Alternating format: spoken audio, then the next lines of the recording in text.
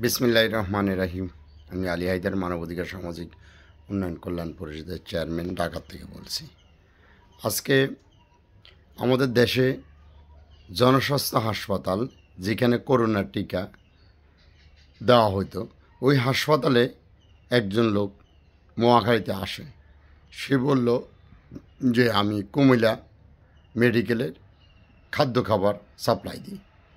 তো এখানে 10 লাখ টাকা বাজেট করার জন্য, 10 লাখ টাকা খাদ্য খাবারের বাজেট করার জন্য এসেছি, যে বিলটা পাস করে নিব।